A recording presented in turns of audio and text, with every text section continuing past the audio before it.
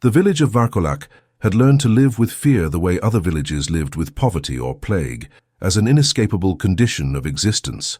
Nestled in the shadow of the Carpathian Mountains, where pine forests grew so thick that sunlight barely touched the ground, the village had made its unholy bargain generations ago. Every year, when the moon turned the color of fresh blood, they would send a maiden to the castle on the cliffs. And every year the creature that dwelled there would spare them for another cycle of seasons. Elena Vasile had grown up, hearing the whispers, the prayers, the resigned acceptance in the voices of mothers who clutched their daughters a little tighter each autumn. She had watched 3 girls from her village walk the stone path up the mountain, their white ceremonial gowns trailing behind them like wedding veils or funeral shrouds. None had ever returned. Now at 19, Elena stood in the village square with 11 other young women, all dressed in identical white linen, all awaiting the selection that would determine who would climb that path tonight. The blood moon hung low and swollen in the October sky, casting everything in shades of rust and shadow. "They say this year's ritual is different," whispered Marta, a miller's daughter with nervous hands that wouldn't stop twisting the fabric of her dress. "Father Lucas came down from the monastery yesterday. He's been locked in the church with the elders all morning." Elena said nothing. She had seen the priest arrive, a tall, lean man in his 30s, with eyes that burned with something between devotion and madness. Vampire hunters were rare in these parts. Most had learned that hunting the immortal brought only death, but every few years one would appear, convinced that faith and steel could overcome centuries of dark power. They were always wrong. Elena Vasile. The voice of Elder Petran cut through the evening air like a blade. Elena's heart stuttered, but she forced herself to step forward, her bare feet cold against the cobblestones. The elder stood before a small wooden table, where a single candle flickered, its flame dancing in the wind that swept down from the mountains. Beside it lay a leather-bound book, ancient and water-stained, where the names of all the sacrifices had been recorded since the bargain began. "You are unmarried, unbetrothed, and of the proper age," Elder Petran intoned, his voice hollow with the weight of tradition. "Do you accept the honor of—" "No." The word fell from Elena's lips before she could stop it. A collective gasp rippled through the crowd. No one refused the selection. To refuse was to doom the entire village, to break the pact that kept the creature in his castle and out of their homes. Elder Petran's face darkened. "Girl, you do not understand what you—" "I understand perfectly." Elena's voice grew stronger, fueled by a lifetime of watching this obscene ritual, of seeing fear dressed up as honor. "I understand that we feed our daughters to a monster because we're too afraid to fight him. I understand that we call it a sacrifice when it's nothing but murder." "Silence!" The elder's hand cracked across her face, snapping her head to the side. Blood welled up from her split lip, warm and copper-tasting. "You will fulfill your duty, or by God, we will drag you up that mountain in chains." But Elena was not finished. She had spent 19 years swallowing her rage, and now it poured out like wine from a broken cask. "Then chain me. At least then I'll go honestly as a prisoner, not dressed up like some bride walking to her wedding bed." The crowd erupted into chaos. Some shouted for her punishment, others wept and prayed. Eleanor's mother pushed through the throng, her face streaked with tears, reaching for her daughter with desperate hands. But before she could speak, a new voice cut through the tumult. "Enough!" Father Lucas stepped forward from where he had been standing in the shadow of the church. He was younger than Elena had thought, though his eyes held the weariness of someone who had seen too much darkness. A silver cross hung at his throat, and beneath his priest's robes, Elena could see the outline of weapons. A sword, perhaps, or stakes of consecrated wood. "The girl speaks from fear," Father Lucas said, his voice steady and commanding. "But her fear is justified. This ritual is an abomination before God. It must end tonight." Elder Petran's face went white. "You don't know what you're saying, Father. The Count is a demon wearing the skin of a man, and demons can be destroyed." The priest's hand went to the cross at his throat. "I have come to free you from this curse. Tonight, there will be no sacrifice." For a moment, hope flickered in Elena's chest like the first spark of a fire. But then she saw the faces of the villagers, not relief, but terror. They had lived with their bargain for so long that the thought of breaking it was more frightening than the thought of keeping it. "You'll kill us all," someone shouted from the crowd. "He'll come down from the mountain," another voice cried. "He'll slaughter us in our beds." The priest raised his hand for silence, but the crowd was beyond listening now. Their fear had found a target, and it was not the monster in the castle but the outsider who threatened to upset the careful balance of their survival. Elena felt hands grab her arms, rough, calloused hands belonging to the village blacksmith and his sons. "We'll take her up the mountain ourselves if we have to," the blacksmith growled. "The ritual will proceed."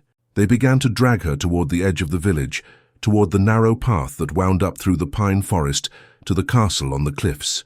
Elena struggled, kicking and twisting, but there were too many of them. Her mother's sobs echoed behind her, wordless and broken. Father Lucas moved to intervene, his hand going to the sword beneath his robes, but Elder Petron stepped in front of him. "You have no authority here, priest. This is our village, our burden. If you interfere, it will be on your head when the Count takes his vengeance." The path was steep and treacherous, lined with stones that seemed to glow faintly in the crimson moonlight. Elena's captors released her once they reached the forest's edge, shoving her forward with a mixture of regret and relief. "Go," the blacksmith said, not meeting her eyes. "It will be quick. They say he's merciful." Merciful. The word was a knife in her chest. Elena stood at the threshold of the forest, her white dress already smudged with dirt, her lip still bleeding. Behind her, the village waited in silence. Ahead, the path disappeared into shadow and the whisper of wind through ancient pines. She could run. The thought came to her clearly, cold as winter water. She could flee into the forest, take her chances with wolves and cold and starvation. But she knew this land. There was nowhere to run, that the creature could not find her. And if she fled, he would come to the village. He would take not one life, but dozens. So Elena began to walk. The forest swallowed her whole. The trees grew so close together that the moonlight barely penetrated, turning the path into a tunnel of darkness, punctuated by faint red gleams. She could hear things moving in the undergrowth, small animals, or perhaps not so small. Once, she thought she heard breathing that was not her own, but when she turned, there was nothing but shadow. The path climbed steadily upward, and Elena's bare feet began to bleed, leaving dark stains on the pale stones. How many girls had walked this same path? How many had left the same crimson trail? After what felt like hours but might have been only minutes, the trees began to thin. Elena emerged onto a promontory of bare rock, and there, rising before her like a crown of thorns against the bleeding moon, stood Castle Dracula. It was not as she had imagined. The stories described a place of decay and ruin, crumbling battlements and broken towers, but the castle before her was magnificent in its darkness, all soaring spires and Gothic arches, stained glass windows that gleamed like jewels, walls of black stone that seemed to drink in the moonlight rather than reflect it. It was beautiful, terrible, and beautiful. The main gate stood open, as if expecting her. Elena's legs trembled as she crossed the final stretch of path. Every instinct screamed at her to turn back, to run, but she forced herself forward. If she was going to die tonight, she would die on her feet, not cowering in the forest like a frightened rabbit. The courtyard beyond the gate was empty and silent. A fountain stood at its center, but no water flowed from it, only shadows that seemed to pool and swirl like living things.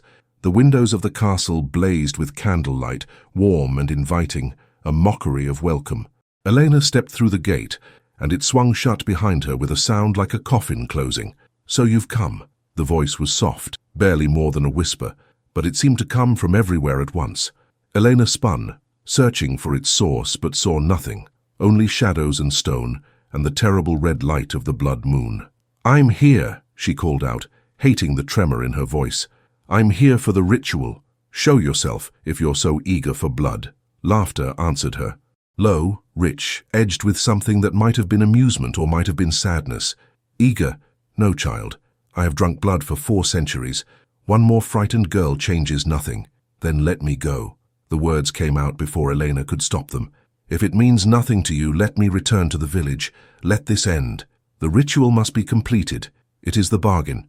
Break it, and I am released from my restraint." Elena's hands clenched into fists. "Restraint?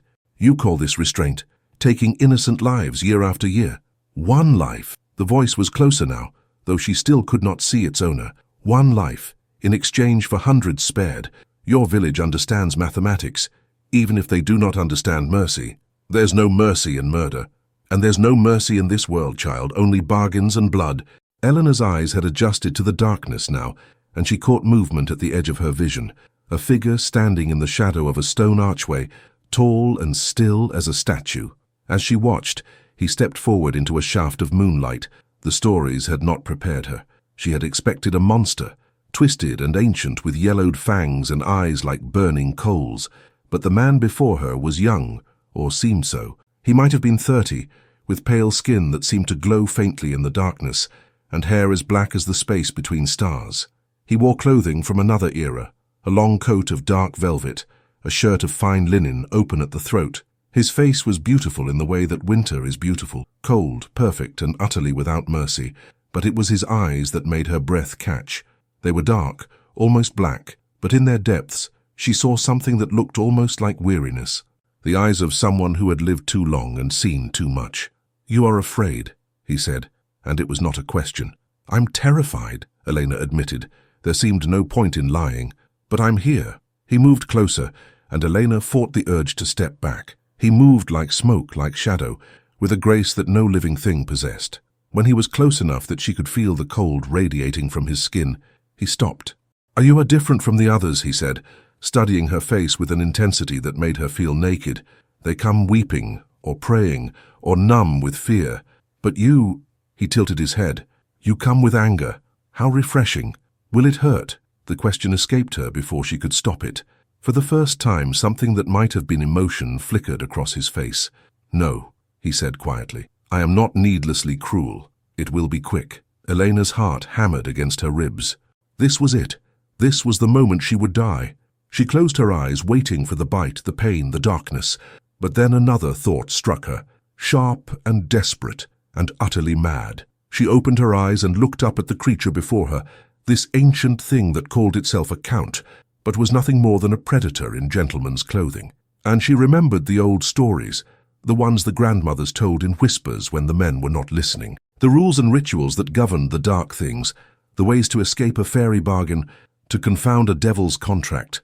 The ritual required a virgin sacrifice, pure and untouched. Elena had perhaps 3 seconds to make the most desperate gamble of her life, 3 seconds to choose between certain death and a violation of everything her village held sacred, 3 seconds to damn herself in the eyes of God and man, if it meant one more chance at life. She grabbed the front of the Count's coat with both hands, pulled herself up onto her toes, and pressed her lips against his. The kiss lasted perhaps 2 heartbeats, long enough for her to feel the shocking cold of his mouth, the way his entire body went rigid with surprise. Long enough to profane herself, to mark herself as impure, long enough to break the terms of the ritual. When she pulled back, the Count was staring at her with an expression she could not read. Shock, certainly, but something else beneath it, something dangerous. "What?" he said slowly, his voice like distant thunder. "Have you done?" Eleanor's legs felt weak, but she forced herself to stand straight to meet those terrible eyes. "I've made myself unsuitable. The ritual requires purity. I'm no longer pure." For a long moment, he said nothing. The silence stretched between them, taut as a bowstring. Then, to her absolute shock, he laughed. It was not the mocking laughter she had heard before. This was genuine, surprised, the sound of someone who had not truly laughed in a very long time. It echoed through the courtyard, bouncing off the stone walls, and Elena felt something shift in the air around them, as if the castle itself was surprised. "Clever," he said finally, and there was something almost like approval in his voice. "Clever and desperate and foolish beyond measure. You think this changes anything?" "The bargain is broken," Elena said, fighting to keep her voice steady. "I cannot be the sacrifice if I'm not suitable. The ritual fails. And do you know what happens when the ritual fails?" He leaned in close, so close that his lips nearly brushed her ear. "I am released from my restraint. I can leave this castle. I can walk among your people and take what I wish, when I wish." "You have not saved yourself, child. You have doomed everyone you love." The words hit her like a physical blow. In her desperation to escape her own death, she had never considered the consequences. The bargain had protected the village as much as it had protected the Count. Without it, there would be nothing to stop him. "Then kill me anyway," she whispered. "Complete the ritual. I don't care if it's proper or not. Just don't hurt them." He pulled back, studying her face with those ancient, weary eyes. "You would die for them? Even now, after they dragged you here like a lamb to slaughter?" "They're afraid. Fear makes people cruel. But they're still my people." Something flickered in the Count's expression, so quick she might have imagined it. Pain, perhaps, or recognition. 400 years, he murmured, almost to himself. 400 years, and I had forgotten what courage looks like. He turned away from her, pacing to the fountain at the center of the courtyard.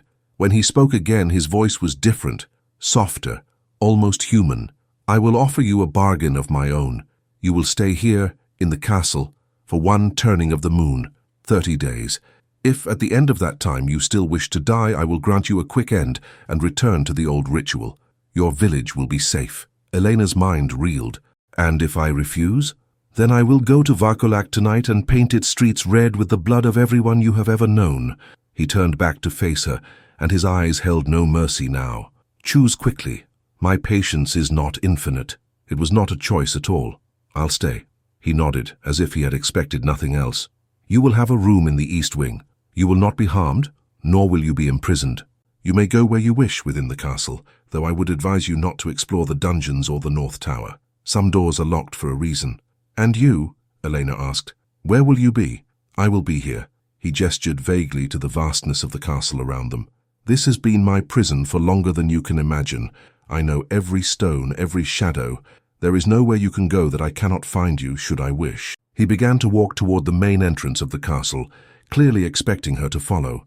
Elena's feet felt rooted to the stone, but after a moment, she forced herself to move. As she passed through the massive wooden doors into the entrance hall, she could not help but gasp.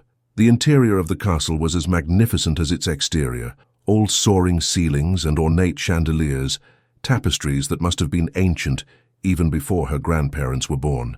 Candles blazed in sconces along the walls, casting dancing shadows that seemed almost alive. Who lights all these candles? She asked, her voice echoing in the vast space. The castle has its servants. His tone suggested she should not inquire further. He led her through a maze of corridors, up a grand staircase, and finally to a wooden door inlaid with silver. Your room, he said, pushing it open. The chamber beyond was larger than Elena's entire cottage in the village. A massive bed dominated one wall, draped in curtains of deep crimson. Windows looked out over the forest, and a fire already burned in the marble fireplace, filling the room with warmth. There are clothes in the wardrobe, the Count said, and a bell cord by the bed should you need anything. Elena turned to face him, 1,000 questions burning on her tongue, but before she could voice any of them, he held up one pale hand. Tomorrow, he said. Tonight, you need rest. The sun will rise in a few hours, and you have had a trying evening. He moved to leave, but Elena's voice stopped him. Wait, I don't even know your name. Your real name. He paused in the doorway, his back to her. For a long moment, she thought he would not answer.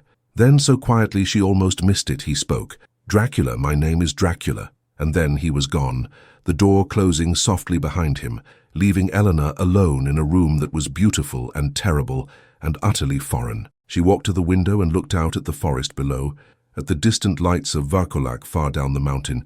She had saved them, at least for now, but at what cost to herself? Elena's fingers rose to her lips, which still felt cold from the kiss. That desperate, reckless kiss that had changed everything. She had kissed a stranger to escape her fate, and the stranger had been Count Dracula himself. What had she done? The blood moon hung in the sky, watching, and in the distance Elena heard the howl of a wolf, or something that sounded like a wolf but wasn't quite. Her 30 days had begun. Elena did not sleep that first night. How could she?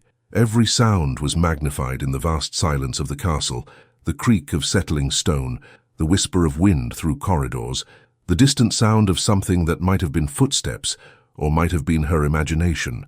She lay in the enormous bed with its crimson curtains drawn back, watching shadows dance across the ceiling, and wondered if she would survive until morning. When dawn finally came, it arrived not with fanfare, but with a gradual lightening of the darkness beyond her windows. Elena rose from the bed, her body aching from tension, and moved to look out at the world below. From this height, she could see the entire valley, the village of Varcolac like a collection of children's toys, the river winding through the forest like a silver thread, and beyond it all, the mountains rising into clouds. It was beautiful, terrifyingly, heartbreakingly beautiful. A knock at the door made her jump. Before she could respond, it opened to reveal not the Count, but an old woman dressed in black, carrying a tray laden with bread, cheese, and what looked like tea. "Good morning, miss," the woman said, her voice surprisingly cheerful. She set the tray on a small table near the fireplace, then busied herself stoking the fire back to life. I'm Elena. I look after the castle, in a manner of speaking. Elena stared at her. You're human? Elena chuckled, a sound like dry leaves rustling. Last I checked, yes. Though I've been here so long, sometimes I wonder. She straightened, dusting her hands on her apron, and turned to face Elena properly. Her eyes were sharp and knowing, set in a face that might have been 50 or might have been 70. You're the girl from the ritual, aren't you? The one who kissed the master. Heat flooded Elena's cheeks. News travels fast. In a castle like this, everything echoes. Elena moved to the wardrobe and began pulling out garments, a dress of dark green velvet, undergarments, stockings. The master said you'd need proper clothes. Can't have you wandering about in that sacrificial gown all month. Elena looked down at the white linen she still wore, now stained with dirt and blood. How long have you been here, Elena? Oh, 40 years or thereabouts. Came here as a girl. Not much older than you, different circumstances, though. She laid the clothes on the bed with practiced efficiency. Eat your breakfast, child. You'll need your strength. The castle is vast, and if you're to explore it, you'll want a full stomach. The Count said I could go where I wished. Within reason, yes, but heed his warning about the dungeons and the North Tower.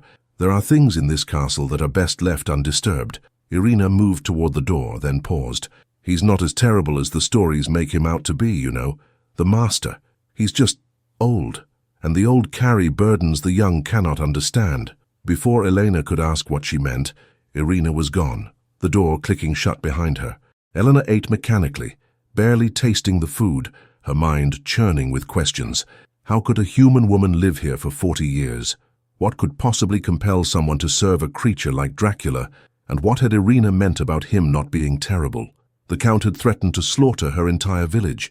That seemed fairly terrible, but she remembered the look in his eyes last night, that flicker of something almost like pain when she had offered to die anyway to protect her people, and the way he had laughed at her desperate kiss, genuinely surprised, as if he had forgotten what surprise felt like. Elena dressed in the clothes Elena had left, finding them well made and surprisingly comfortable. The green velvet was finer than anything she had ever worn, and when she caught sight of herself in the mirror, she barely recognized the young woman looking back. She looked like a lady from one of the old paintings in the village church, elegant and mysterious. She looked like she belonged in a castle. The thought made her uncomfortable. Once dressed, Elena stepped out into the corridor. Morning light streamed through tall windows, transforming the castle from the ominous place of last night into something almost welcoming. Almost. The shadows were still too deep, the silence too complete. And everywhere she looked, she saw evidence of age beyond measure. Tapestries so old the threads had begun to fade, suits of armor from centuries past, paintings of stern-faced nobles whose eyes seemed to follow her as she passed. She wandered without direction, letting her feet carry her through the maze of corridors. Some rooms were clearly in use, libraries with recent candle drippings, sitting rooms with furniture that wasn't covered in dust. Others looked as though they hadn't been entered in decades, their doors swollen shut with damp, cobwebs thick in the corners. In one room, she found a harpsichord, its keys yellowed with age. In another, shelves upon shelves of books in languages she couldn't read, Latin, Greek, what might have been Arabic or Hebrew. In a third, weapons lined the walls, swords and spears, crossbows and flails, all meticulously maintained despite their obvious age. How long had Dracula lived here? How many lifetimes had passed within these walls? Elena found herself in what must have been a portrait gallery, the walls lined with paintings of men and women in the fashions of different eras. Some looked stern and martial, others soft and aristocratic, but there was a similarity in all their faces, the same high cheekbones, the same dark eyes, the same pale skin. His family, perhaps. The house of Dracula before the curse had taken hold. She stopped before one portrait in particular, a young man in the clothing of a military officer, perhaps from 2 or 3 centuries past. He stood proud and straight, a sword at his hip, and his face was handsome in a harsh, unforgiving way. But it was his eyes that caught her attention. They held light in that painting. Life, hope even. That was painted in 1662. Elena spun to find Dracula standing in the doorway, watching her with an unreadable expression. In the daylight filtering through the windows, he looked different, less like a creature of nightmare and more like a man, an impossibly pale, impossibly still man, but a man nonetheless. "Is that you?" she asked, gesturing to the portrait. He moved closer, his steps silent on the stone floor. A version of me. I was still young then, by my kind's measure, still believed that immortality was a gift rather than a curse. What changed? Time. He stood beside her, looking up at his younger self with something that might have been regret. Everything changes with enough time. Even the things we swore would never change. Elena studied his profile. In the morning light, she could see details she had missed last night. The fine lines at the corners of his eyes, the slight hollowness to his cheeks, as if he were carved from marble rather than made of flesh. How old are you? 437 years, give or take a few decades. The number was incomprehensible. And you've been alone all that time? Not alone. Solitary, perhaps, but not alone. I have Elena, and others, though they keep to the shadows. He turned to face her fully. You should not have survived last night, you know, when you kissed me. Elena's hand instinctively rose to her throat. Because you wanted to kill me? Because no one has touched me in a very long time. Not with affection, not with desire, not even with hate. You are mortal, your skin is warm, your heart beats. Do you have any idea what that is like to someone like me? The temptation? She hadn't thought of it that way. She had been so focused on her own desperate gamble that she hadn't considered what it might mean to him. But you didn't kill me. No. Something flickered across his face. Surprise, perhaps, at his own restraint. I did not. They stood in silence for a moment, both looking up at the portrait of the young man who had not yet become a monster. Finally, Elena spoke. The villagers say you were a count, a nobleman. What happened to you? That is a long story. I have 30 days. Dracula's lips curved into something that was not quite a smile. You are persistent. Very well. But not here. If you wish to hear my tale, come with me. He led her through more corridors, down a winding staircase, and finally into a room that could only be described as a study. Books lined every wall, a massive desk dominated the center, and a fireplace large enough to roast an ox blazed with heat and light. But what drew Elena's attention was the wall of windows that looked out over the valley, offering a view that took her breath away. I spend most of my waking hours here, Dracula said, moving to pour wine from a crystal decanter. He offered her a glass, which she took hesitantly. This castle was built by my ancestors 5 centuries ago. It was meant to be a fortress, a defense against the Ottoman invasions that plagued these lands. My father held these walls against 3 sieges. I held them against 5. He moved to stand by the windows, gazing out at the mountains. I was a soldier like my father before me. A defender of Christendom, they called me. I fought for the church, for my people, for the land that was entrusted to my care. I killed more men than I can count, all in the name of God and duty. There was no pride in his voice, only a deep weariness. Elena sipped her wine and waited for him to continue. I was wounded in battle, he said quietly. Our Turkish blade poisoned. I lay dying for 3 days, burning with fever, while my men tried every remedy they knew. Nothing worked. I was perhaps hours from death when he came. He? Another of my kind, older even than I am now. He made me an offer, life eternal in exchange for service. I accepted. Dracula's hand clenched around his wineglass. I did not understand the price. How could I? I thought immortality meant I could protect my people forever, that I would be an eternal guardian against the darkness. Instead, I became the darkness. Elena felt something twist in her chest. What happened? The transformation took weeks. When I finally rose from my deathbed, I was no longer human. I was faster, stronger, nearly impossible to kill, but I was also hungry, ravenously, endlessly hungry. His voice dropped to barely a whisper. I killed 17 people that first week, 17 souls drained and discarded. Among them was a young woman named Katerina, who had tended me during my illness. She came to my chamber to bring me food, and I tore out her throat before I even knew what I was doing. The glass trembled in Elena's hand. That's horrible. Yes. He turned to face her, and his eyes held a pain so deep it was almost physical. I tried to end myself. Walked into the sunlight, threw myself from the highest tower, drove a blade through my own heart. Nothing worked. My master had bound me with his blood, and I could not die. I could only endure. Your master, the one who turned you. He's dead now. I killed him after a century of servitude. There was no satisfaction in the words, only emptiness. It changed nothing. The curse remained. I remained. Elena set down her wine, her mind reeling. The stories had always portrayed Dracula as a monster, pure and simple, but the creature before her was something far more complex. a man who had become a monster against his will, who had spent centuries trying to atone for sins he never wanted to commit. "The ritual," she said slowly. "The bargain with the village. That was you trying to control it, wasn't it? The hunger. Yes, better one life a year, given with ceremony and preparation, than dozens taken in frenzy. Better a covenant than a massacre."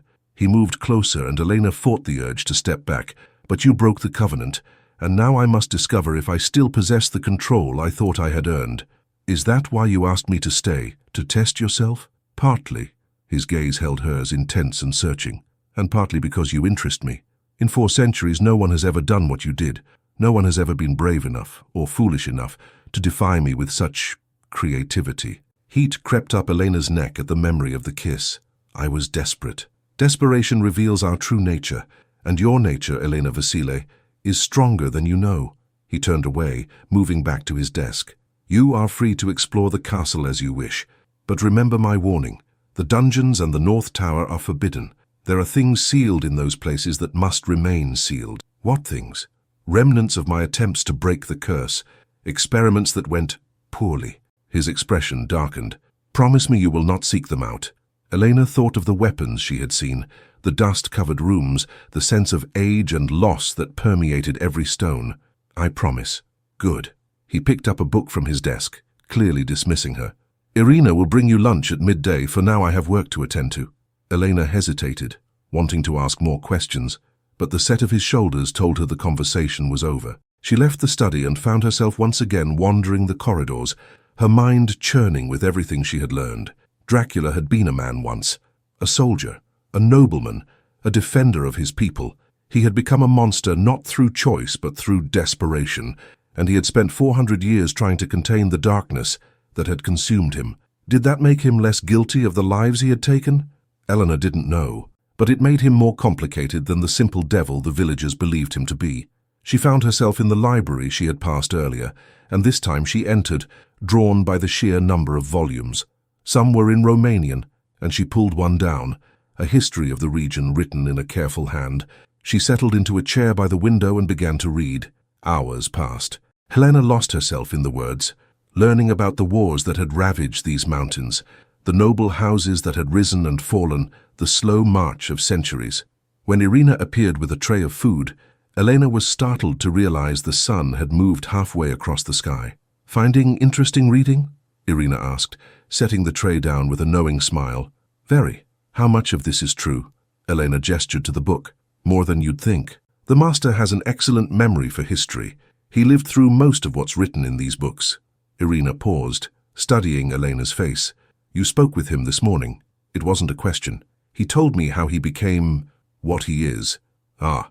Irina settled into a chair across from Elena, apparently in no hurry to leave. "Then you know he's not simply a monster. He's killed people, Irina. Many people. That he has. But he's also saved many more. The ritual, for all its horror, has kept this region safe for generations. Before the bargain, Dracula would descend on villages like a plague. Dozens would die in a single night. Now, one life is given, and hundreds more are spared." Irina's expression grew sad. "It's not justice, but it's better than the alternative." Elena thought of her village, of the fear that governed every autumn. There has to be another way. If there is, the master hasn't found it in 4 centuries. "And he has tried, child. He has tried everything." Irina rose to her feet. "Eat your lunch and be careful where you wander. The castle has a way of leading curious souls astray." After Irina left, Elena ate slowly, mulling over everything she had learned. She thought of the portrait she had seen, the young soldier with hope in his eyes. What would that man think if he could see what he had become? The afternoon stretched into evening. Elena explored more of the castle, finding a conservatory filled with plants that shouldn't have been able to grow in such cold climate, a music room with instruments from a dozen different eras, and a chapel that made her stop short. The chapel was small, tucked away in what must have been the oldest part of the castle. Dust covered the pews and cobwebs hung in the corners, but the altar remained clean. A silver cross stood upon it, gleaming in the fading light. And kneeling before that altar, head bowed as if in prayer, was Dracula. Elena froze in the doorway. She should leave, should give him privacy for whatever this was, but something held her in place. The sheer impossibility of the scene before her. A vampire, kneeling before the symbol of the god he had once served. He must have sensed her presence, because he spoke without turning. "Do you find it strange that I would pray?" "I don't know what I find it," Elena admitted.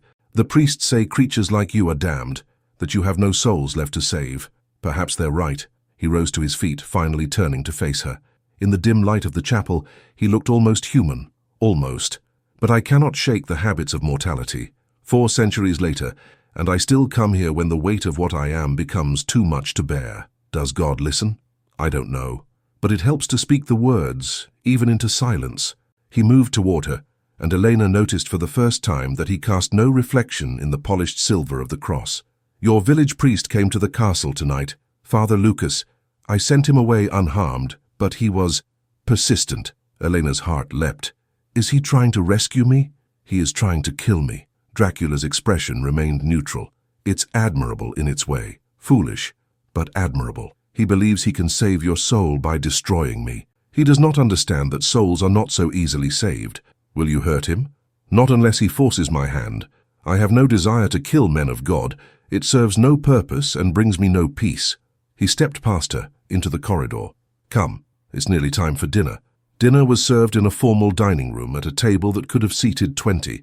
Elena sat at one end, and Dracula sat at the other, a gulf of polished wood between them. The food was simple but well prepared: roasted meat, fresh bread, vegetables in a savory sauce. Elena ate while Dracula watched, his own plate untouched. "You don't eat," she observed. "Not food, no. That pleasure was taken from me long ago." He lifted a glass of wine, studying the liquid in the candlelight. "This is the only thing that still has flavor to me. Wine and—" He trailed off, but Elena knew what he meant. "Blood. Do you miss it? Food? Every day." The admission seemed to cost him something. "I miss many things about being human: the taste of bread, the warmth of sunlight, the ability to sleep without dreams of those I've killed." They ate in silence for a while, the only sound the clink of silverware and the crackle of fire in the hearth. Finally, Elena gathered her courage and asked the question that had been burning in her mind all day. "Why did you really ask me to stay for 30 days? It can't just be to test your control." Dracula set down his wineglass, his expression unreadable. "You kissed me last night. I was trying to escape death, yes. But in doing so, you gave me something I haven't felt in 200 years. He leaned forward, and the candlelight cast shadows across his face that made him look both young and infinitely old.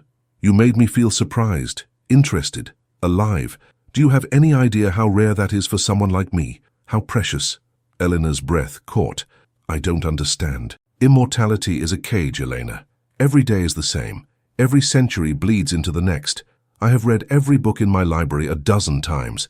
I have played every piece of music until my fingers could find the notes in the dark. I have exhausted every pursuit, every interest, every possible way to fill the endless hours.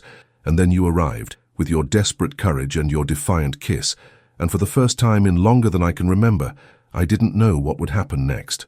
He stood, moving to the window that looked out over the moonlit valley. "I asked you to stay because you have given me 30 days of uncertainty, 30 days of something other than the grinding monotony of immortal existence. That is a gift beyond price, even if you did not mean it as such." Elena's mind reeled. She had thought herself a prisoner, a sacrifice delayed rather than prevented. But in Dracula's eyes, she was something else entirely. A disruption, a change, a spark of light in centuries of darkness. It should have frightened her. Perhaps it did. But it also stirred something in her chest that she didn't have a name for. "What happens at the end of 30 days?" she asked quietly. Dracula turned to face her, and his expression held a sadness so deep it seemed to echo through the ages. "You will choose death or return to your village. Either way, the bargain will be fulfilled. The ritual will resume and I will return to my cage. And if I chose to stay longer—" The words escaped her lips before she could stop them, and she wasn't entirely sure where they had come from. But once spoken, she couldn't take them back. Dracula stared at her, genuine shock written across his face. "Why would you choose that?" "I don't know," Elena admitted. And it was true. She didn't know why she had said it, why the thought had even entered her mind. "But you said yourself that you've been alone for so long. Maybe neither of us has to be alone." For a long moment, he said nothing. Then, so quietly she almost missed it, he spoke. "You should not offer mercy to monsters, Elena. We are not built to receive it. Perhaps that's exactly why you need it most." Dracula closed his eyes, and something passed over his face that looked almost like pain. When he opened them again, they held a warning. "I am dangerous, more dangerous than you can possibly understand. What I feel right now, this interest, this connection, could turn to hunger in a heartbeat. I could kill you without meaning to. But you haven't. Not yet." The words hung between them like a blade. Elena should have been terrified. She was, a little. But she was also strangely exhilarated, as if she had stepped off a cliff and found herself flying rather than falling. "I should retire for the evening," Dracula said finally, his voice strained. "And you should as well. Dawn will come soon, and I must rest." He left the dining room without another word, moving with that inhuman speed that reminded Elena exactly what he was. She sat alone at the long table, surrounded by the remains of dinner, and wondered if she had just made a terrible mistake, or if she had found the first real truth she had encountered since entering this castle. Dracula was a monster, but he was also a man who had been fighting his own nature for 400 years, a soldier who had become what he most hated, a prisoner of his own immortal existence. And for reasons she didn't fully understand, Elena wanted to help him. The thought terrified her, but it also felt more real than anything she had felt in her 19 years of life. She made her way back to her room as the castle settled into the deep silence of night. Tomorrow would bring new questions, new challenges, new discoveries. But tonight Elena lay in her bed and thought of dark eyes that held centuries of sorrow and a voice that had forgotten how to laugh until she had reminded it. 29 days remained. What would they bring? The days began to blur together in a way Elena had not anticipated, not from boredom or fear, but from an unsettling sense of belonging that grew with each passing sunrise. She fell into rhythms she had never known existed, reading in the library while afternoon light slanted through the windows, exploring new wings of the castle each day, sharing long dinners with Dracula where they spoke of philosophy and history and the nature of the soul. It was on the 7th day that everything changed. Elena had been exploring the conservatory, marveling at the roses that bloomed despite the October cold, when she heard music. Not the wind through the corridors or the settling of ancient stone, but actual music. A violin played with skill and heartbreaking emotion. She followed the sound through corridors she had not yet explored, up a narrow staircase, and finally to a door that stood slightly ajar. Through the opening she could see Dracula standing by a window, violin tucked beneath his chin, his eyes closed as his fingers moved across the strings. The melody was mournful and beautiful, filled with a longing that seemed to echo through the centuries. Elena stood frozen in the doorway, afraid to breathe, afraid to shatter the moment. She had never heard anything so achingly sad. When the last note faded into silence, Dracula lowered the instrument and opened his eyes. He was not surprised to see her there. Perhaps he had known all along. "Vivaldi," he said quietly. "I heard him play this piece in Venice 300 years ago. He was an old man by then, his red hair gone white, but his fingers still danced across the strings like magic." Elena stepped into the room, a music chamber lined with instruments of every kind. "You met Vivaldi?" "I've met many people over the years. Artists, poets, kings and peasants. Most are dust now." He set the violin carefully in its case. "Immortality grants you access to history's greatest minds. The tragedy is that you must watch them all wither and die." "Is that why you stay here, in the castle, so you don't have to watch?" "Partly, and partly because the world below has nothing left to offer me. I have seen every wonder, tasted every pleasure. What remains is only repetition and loss." Elena moved closer, drawn by something she couldn't name. "You're lying." His head snapped up, eyes flashing with something dangerous. "Excuse me? You're lying to yourself. If you truly felt nothing, if the world held no interest for you, you wouldn't still be playing music. You wouldn't keep books you've read a dozen times. You wouldn't—" She faltered but forced herself to continue. "You wouldn't have asked me to stay." The silence that followed was absolute. Dracula stared at her with an expression she couldn't read, anger perhaps, or something more vulnerable. When he spoke, his voice was soft and deadly. "You presume to understand me after 7 days? No, but I understand loneliness, and you're the loneliest person I've ever met." Something cracked in his careful composure. He turned away sharply, his hands gripping the window ledge with enough force that Elena heard the stone creak. "You should not speak to me this way. You should not—" He stopped, and when he continued, his voice was raw. "You should not see me this clearly." Elena took another step closer, close enough now that she could feel the cold radiating from his body. Why not? Because it makes you human? Because it reminds you of what you've lost? Because it makes me dangerous? He spun to face her, and his eyes had changed, darker now, with something primal lurking in their depths. Do you know what it cost me to sit across from you at dinner? To smell your blood, hear your heartbeat, and do nothing? Every instinct I possess screams at me to feed. Every moment in your presence is a battle against my own nature. Elena should have stepped back. Every rational part of her mind screamed at her to flee, but instead she held her ground. Then why do you fight it? If it's such torment, why not just give in? Because I am not only a monster. The words came out like a confession, like a prayer. I am also what remains of the man I was, and that man swore an oath to protect the innocent, not devour them. I'm not afraid of you. You should be, but I'm not. They stood mere inches apart now, close enough that Elena could see the fine details of his face, the almost imperceptible rise and fall of his chest as he breathed out of habit rather than necessity, the way his pupils dilated as he looked at her, the tension in his jaw, as he fought whatever battle raged within him. Elena, her name on his lips was both a warning and a plea. If you had any sense, you would run from this room and never speak to me again. I've never had much sense. You said so yourself. I'm foolish and desperate. She reached up slowly, giving him every chance to pull away, and placed her hand against his chest where his heart should have been beating.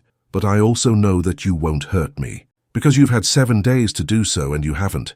His hand came up to cover hers, his skin ice-cold against her warmth. You place far too much faith in my control. Maybe, or maybe I see something in you that you've forgotten exists. For a moment, just a moment, Elena thought he might kiss her. His eyes dropped to her lips, his head tilted slightly, and the air between them seemed to crackle with possibility.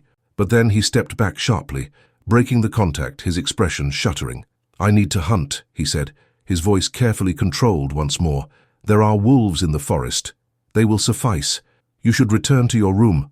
He was gone before she could respond, moving with that supernatural speed that left only a whisper of displaced air. Elena stood alone in the music room, her hand still tingling from where it had touched him, and wondered what had just happened. She had broken through his walls, if only for a moment. She had seen past the monster to the man beneath, and it had terrified him. The thought should have disturbed her.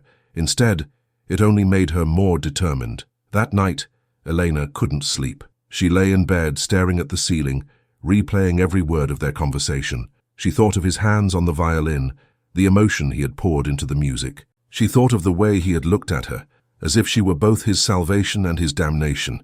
She thought of the feel of his cold skin under her palm, and the way he had trembled at her touch. Sometime after midnight, Elena rose and wrapped a shawl around her shoulders. The castle was dark and silent, but she moved through it with growing confidence, no longer frightened by the shadows. She found herself wandering toward Dracula's study, drawn by a need she didn't fully understand. The door was closed but not locked. She pushed it open to find the room empty, lit only by dying embers in the fireplace. But on the desk lay a book, open to a page covered in careful handwriting.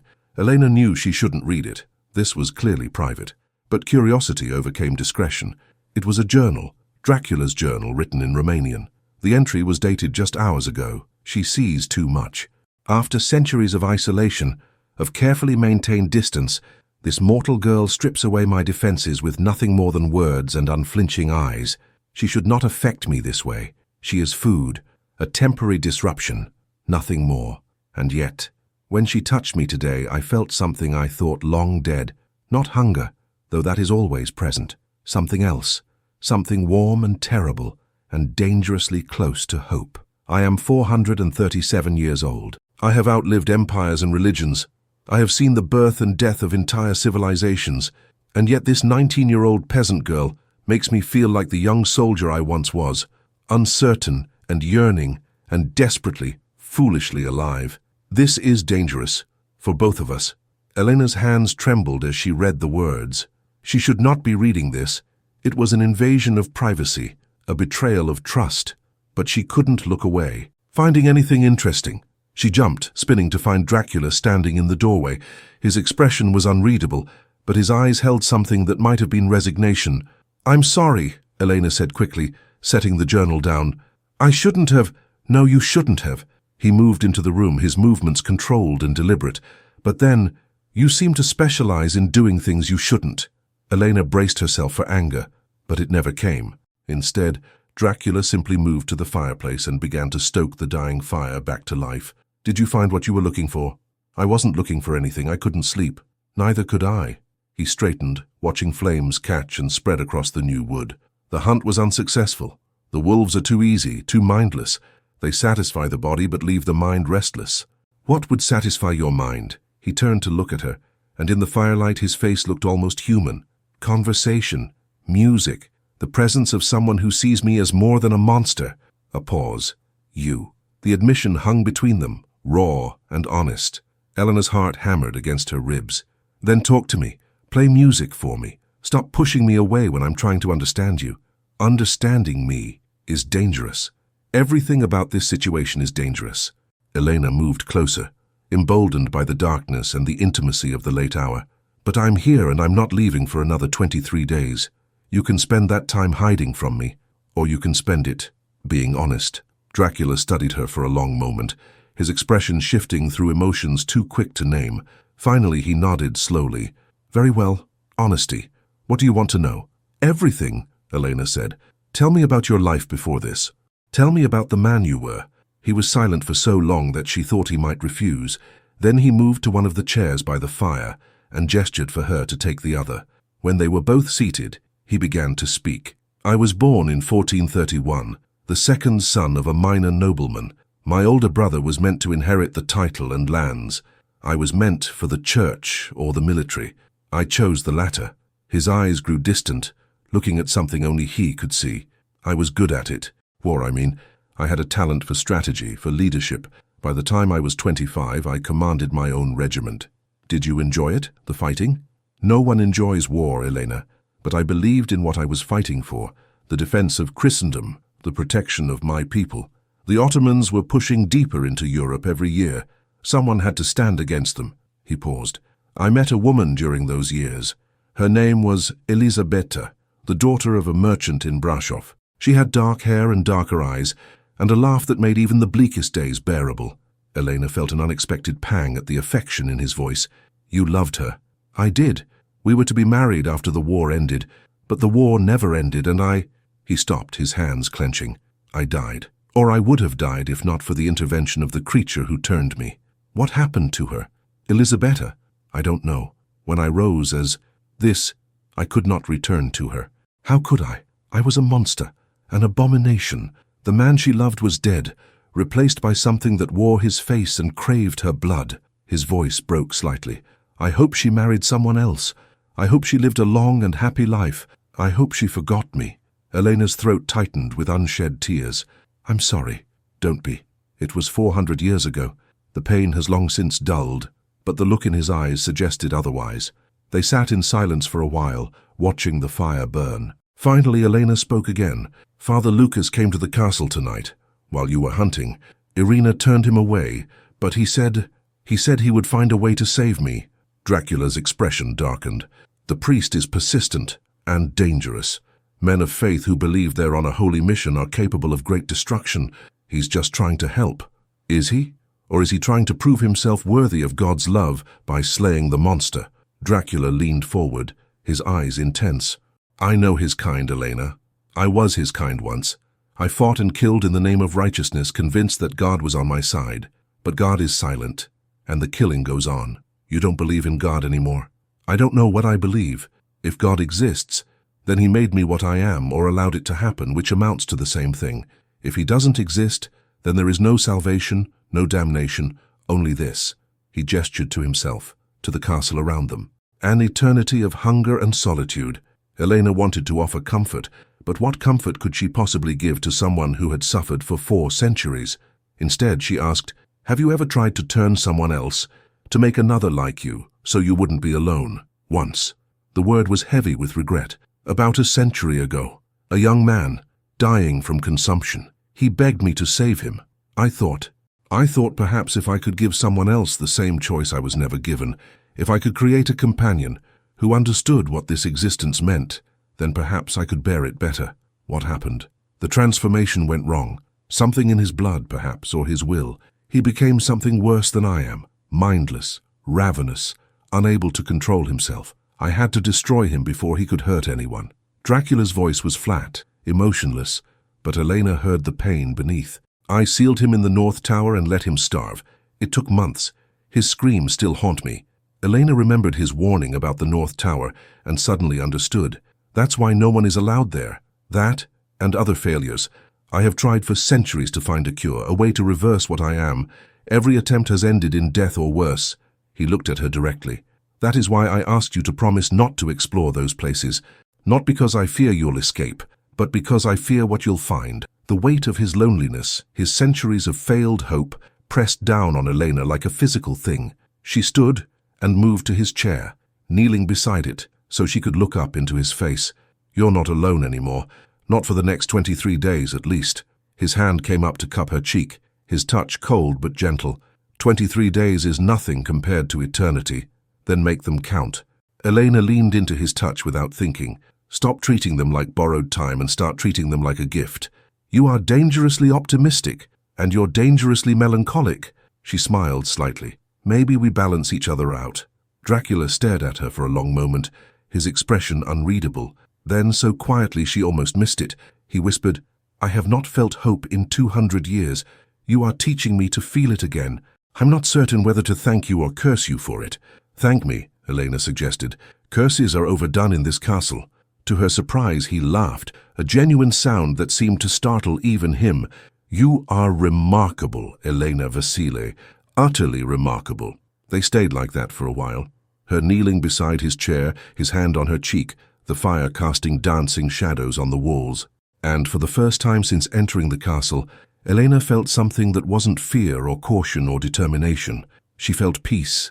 The moment was broken by the sound of bells from the valley below, the church bells of Varkolac, ringing out across the darkness. Both of them turned toward the window, though from here they could see nothing but blackness and stars. Midnight Mass, Dracula said softly. They're praying for your soul, no doubt, begging God to deliver you from the monster's clutches. Are they wrong to? He looked at her with such intensity that her breath caught. I don't know. Am I holding you in my clutches, Elena? Or are you here by choice? It was a fair question, and one she had been avoiding asking herself. She was a prisoner, yes, her village's safety depended on her staying here, but somewhere in the past 7 days, the cage had begun to feel less like a cage and more like, what? A sanctuary, a refuge, a home. The thought should have horrified her.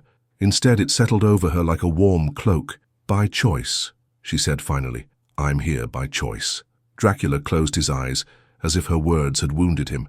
Then God help us both. The bells continued to ring, calling the faithful to prayer, to redemption, to all the things that Elena had left behind when she walked up the mountain 7 nights ago. She thought of her mother, probably kneeling in the church at this very moment, clutching her rosary and weeping for her daughter's soul.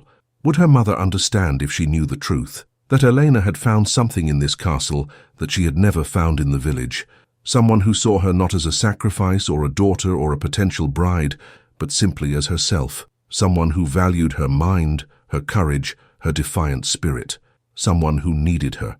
I should return to my room, Elena said, though she made no move to rise. Dawn will come soon. Yes. But Dracula's hand remained on her cheek, his thumb tracing small circles on her skin. Elena, be careful. Of me. Of this place. Of whatever you think you're feeling. This castle has a way of distorting perception. What seems beautiful in darkness often reveals itself as monstrous in the light. Is that what you think you are? Monstrous? I know what I am. Then you're wrong. Elena stood, gently pulling away from his touch. You're a man who made a terrible bargain and has spent 400 years trying to atone for it.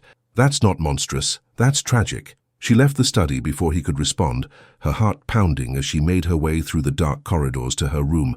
Only when she was safely behind her closed door did she allow herself to truly process everything that had happened. She had comforted a vampire, offered hope to a creature of darkness. And worst of all, somewhere in the process, she had begun to care about him. Not as a curiosity or a temporary fascination, but genuinely, deeply care. It was madness. It was dangerous. It went against everything she had been taught about good and evil, human and monster, salvation and damnation. But as Elena crawled into her bed and pulled the covers up to her chin, she couldn't deny the truth that burned in her chest like a candle in the dark. She was falling for him, for Count Dracula, the monster of legend, the creature who had haunted her people's nightmares for generations, and the most terrifying part was that she didn't want to stop. Outside her window, the bells of Varkulak fell silent. Dawn was still hours away, and Elena lay in the darkness listening to the castle breathe around her and wondered what she had become. Not quite a prisoner, not quite a guest, something else entirely, something that the stories had no name for. 23 days remained. 23 days to explore this impossible connection, to understand the darkness and the light that existed within both of them. 23 days until she would have to choose. But for now, in the deep silence of the castle, Elena closed her eyes and let herself imagine a world where choices didn't have to be made, where a girl and a monster could exist together without consequence, without judgment, without fear. It was a beautiful dream. She hoped it wouldn't turn into a nightmare. The 14th day dawned grey and cold, with storm clouds gathering over the mountains like an approaching army. Elena woke to the sound of rain lashing against her windows and a sense of unease she couldn't quite name. The past week had fallen into a pattern that both comforted and disturbed her. Mornings spent reading in the library, afternoons exploring the castle's endless rooms, evenings dining with Dracula as they spoke of history and philosophy and the nature of existence. And late at night, when sleep eluded her, she would find him in his study or the music room, and they would talk until dawn threatened to break. They had not touched again since that night by the fire. Not deliberately, anyway. But there were moments, a brush of fingers when he handed her a book, the ghost of his presence behind her as he pointed out something in a painting, the way he would stand close enough that she could feel the cold radiating from his skin. Each moment was both torture and treasure. Elena dressed quickly, unsettled by the storm and the strange feeling that something was wrong. She made her way to the dining room for breakfast, expecting to find it empty. Dracula rarely appeared before dusk, but instead found Irina waiting with an anxious expression. "The master wants to see you in his study immediately," the old woman said, wringing her hands. "Something's happened in the village."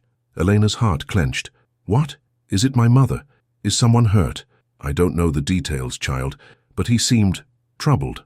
Elena ran through the corridors, her breakfast forgotten. She found Dracula standing at his window, staring down at the valley below. He didn't turn when she entered, but she knew he had heard her. "What's happened?" she demanded. "Father Lucas has convinced the village elders that I have bewitched you." His voice was carefully neutral. "They believe you are under my thrall, that you remain here not by choice, but by dark enchantment." Elena moved to stand beside him, looking down at the village barely visible through the rain. "That's ridiculous. I've made my choice freely." "Have you?" He finally looked at her, and his eyes held something she had never seen before. Doubt. "How can you be certain? You've been here 2 weeks. 2 weeks of isolation, of proximity to a creature that feeds on blood and can command the very shadows. How do you know your feelings are your own?" The question struck her like a physical blow. "Are you saying you've been manipulating me?" "No, but I'm saying that I could have been without either of us realizing it. My kind has abilities. We can influence the mind, bend the will, make our prey come willingly to slaughter." He turned back to the window. "Perhaps everything you feel is nothing more than my hunger wearing a prettier mask." "I don't believe that." "Then you're a fool." The harsh words hung between them. Elena felt tears prick her eyes, but she refused to let them fall. "If you believe that, if you truly think you've been controlling me this whole time, then why tell me? Why not just continue?" "Because Father Lucas is coming tonight." Dracula's hands clenched on the window ledge. "He has gathered a group of men from the village and the surrounding settlements. Hunters, soldiers, men who have killed vampires before. They're armed with consecrated weapons and the absolute certainty of righteousness. And they're coming to save you from the monster." Elena's breath caught. "You could stop them. You're stronger than any human." "Yes, I could slaughter them all and paint the mountainside red with their blood." He finally turned to face her fully, and the pain in his eyes was staggering. "But that would make me exactly what they believe me to be, and it would prove that you were right to fear me all along. I don't fear you. You should." He moved closer, and for the first time since that night in the music room, he touched her, both hands coming up to frame her face, his cold skin against her warm cheeks. "Elena, listen to me. When they come, you will tell them that I have held you captive through dark magic. You will beg them to save you, and you will leave this place and never look back." "No." "Yes." His grip tightened slightly. "This is not negotiable. I will not have your death on my conscience. I will not watch you die defending a monster. You're not. I am. The words came out raw and broken. I am a monster, Elena. I have killed hundreds of people.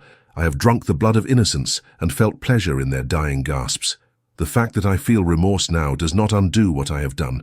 It does not make me worthy of your compassion or your... He stopped abruptly, as if catching himself before saying something irrevocable. Elena's heart was hammering so hard she thought it might burst. My what? Say it. My what? For a long moment, he just stared at her, his expression a mixture of agony and longing. Then he released her and stepped back sharply. It doesn't matter. None of it matters. When the sun sets, they will come and you will leave. That is the end of this story. No. Elena's voice was steady despite the tears now streaming down her face. No, it's not. I won't lie for you, Dracula. I won't tell them you've bewitched me when you haven't. I won't leave you to face them alone. Elena, I love you. The words fell into the space between them like stones into still water, sending ripples of shock through the air. Elena hadn't known she was going to say them until they were out, but once spoken she knew they were true. Terrifyingly, impossibly true. Dracula looked as though she had struck him.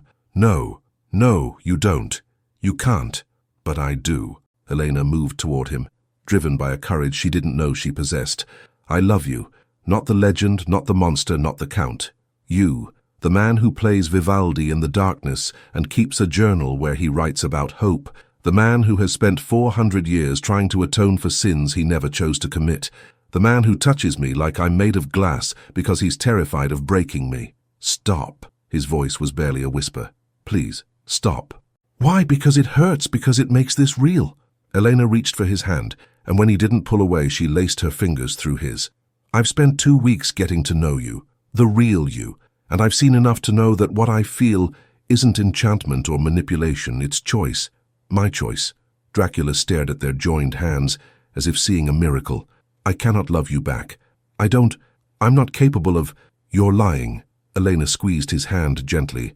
You feel it too. I know you do. That's why you're trying so hard to push me away. He closed his eyes and something that looked almost like a tear tracked down his pale cheek. Even if that were true, and I'm not saying it is, what future could we possibly have? You're mortal. You'll grow old and die, and I'll remain exactly as I am. Unchanged. Unchanging. Forever. Then we'll have whatever time we have. Isn't that better than nothing? No. The word was anguished. No, because when you die, I'll have to live with the memory of you for eternity. I'll have to carry the weight of your absence for centuries, knowing that I let myself love you and lost you anyway. That's not kindness, Elena. That's cruelty. Elena understood then, understood the true depth of his isolation, the terrible mathematics of immortal love. Every person he cared for was a future grief. Every connection was another wound that would never heal. So you've chosen not to feel anything, she said softly. To lock yourself in this castle and let the years pass by without touching you. Is that really living? It's surviving. That's all I can afford to do. But what if you could do more than survive? Elena stepped closer, close enough that she had to tilt her head back to look at his face. What if you could actually live even just for a little while? Wouldn't that be worth the pain? Before he could answer, a commotion outside the window drew their attention. Down in the valley, they could see a group of men gathering near the village church. Even from this distance, Elena could make out torches and weapons, the glint of silver in the grey light. They're preparing, Dracula said quietly. Father Lucas is rallying his army. They'll march at dusk. Then we have a few hours. Elena turned to face him fully. A few hours to decide what happens next. I can leave if that's what you want. I can go down to meet them halfway and tell them I'm safe. But I won't lie about you. I won't give them permission to kill you. Why not? The world would be better off without me. I wouldn't be. The admission cost her something, but she forced it out anyway. These 2 weeks have been the first time in my life that I've felt truly seen, truly valued. Not as a daughter or a potential sacrifice or anything other than myself. You've given me that. How can I repay it by condemning you? Dracula's composure finally cracked. He pulled her against him suddenly, desperately, his arms wrapping around her, as if she were the only solid thing in a world of shadows. His body was cold, but his embrace was fierce. I cannot ask you to stay, he whispered against her hair. I cannot ask you to choose me over your own life, your own safety. You're not asking. I'm choosing. Elena wrapped her arms around him, feeling his unnaturally still chest against her own racing heart. I'm choosing you." They stood like that for a long moment, clinging to each other while the storm raged outside and the hunters gathered below. Finally, Dracula pulled back just enough to look at her face. "If you stay," he said slowly, "if you face them with me, there's no going back. The village will consider you lost. Your mother will mourn you as dead. You'll be bound to this castle, to me, for whatever time remains to you. I know. And when Father Lucas and his men arrive, they will not be gentle. They will see you as a victim who has been corrupted beyond saving. They may try to cleanse you with methods that are unpleasant. Let them try." Elena's voice was steady, despite the fear coiling in her stomach. "I've made my choice. I'm not changing it." Something shifted in Dracula's expression, the carefully maintained distance crumbling to reveal raw emotion beneath. "You magnificent, foolish, impossible woman." He cupped her face in his hands again, studying her as if trying to memorize every detail. "You have undone me completely." "Good," Elena whispered. "Maybe we can be undone together." He kissed her then, not the desperate, terrified kiss she had given him on that first night, but something deeper and infinitely more dangerous. His lips were cold but gentle, moving against hers with centuries of restrained longing finally unleashed. Elena felt herself melting into him, her hands fisting in his shirt as she kissed him back with everything she had. When they finally broke apart, both were trembling. Dracula rested his forehead against hers, his breath unnecessary but present nonetheless, a remnant of the human habit he couldn't quite break. "I haven't kissed anyone in 300 years, he admitted. "I may have forgotten how." Elena laughed through her tears. "I think you remember just fine." They stood there, forehead to forehead, while the storm outside intensified and the day slowly bled toward evening. Elena could feel the moment approaching when they would have to face what was coming, but for now they allowed themselves this small pocket of peace. "Tell me about her," Elena said softly. "Elisabetta, what was she like?" Dracula was quiet for a moment before answering. "She was sunshine and laughter, everything I wasn't. I was a soldier, grim and practical. She made me see beauty in things I had overlooked. Music, poetry, the way light fell through stained glass. She made me want to be more than just a weapon." "Did you love her the way you—" Elena trailed off, not quite brave enough to finish the question. "I loved her the way a young man loves," Dracula said carefully. "Intensely, but incompletely. I didn't yet know what love truly meant. The sacrifice, the vulnerability, the way it strips away every defense you've built." He pulled back to look at Elena. "What I feel for you is different. It's the love of someone who has lost everything and found something worth fighting for again.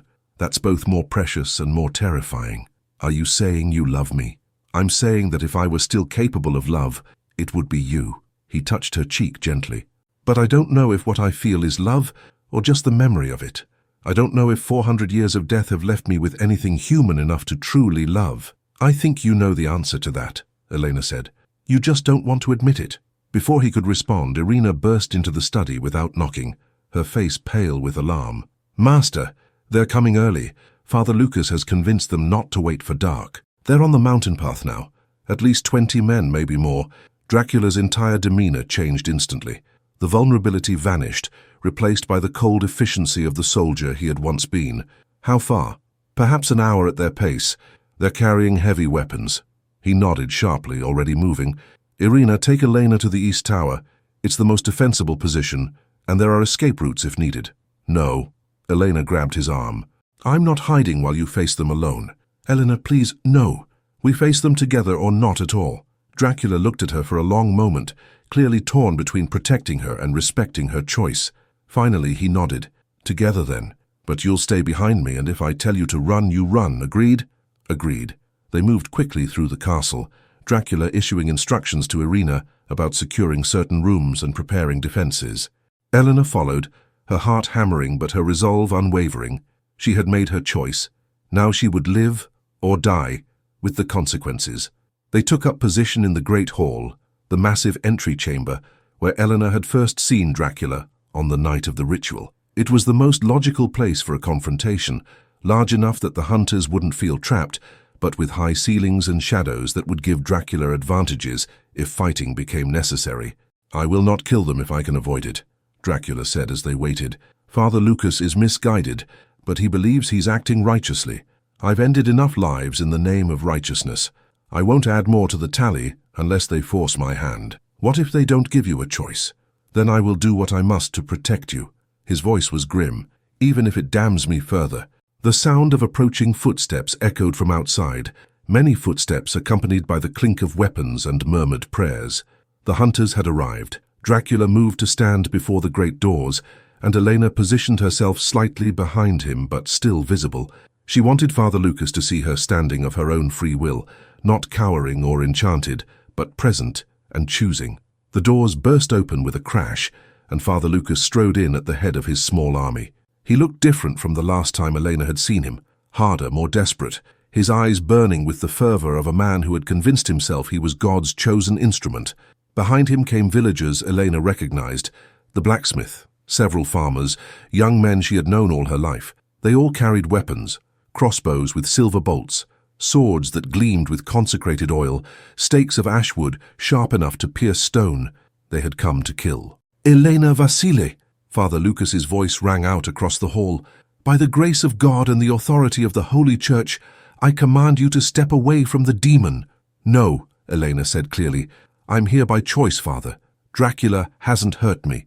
"You are under his thrall, child. You don't know what you're saying." The priest raised his cross higher.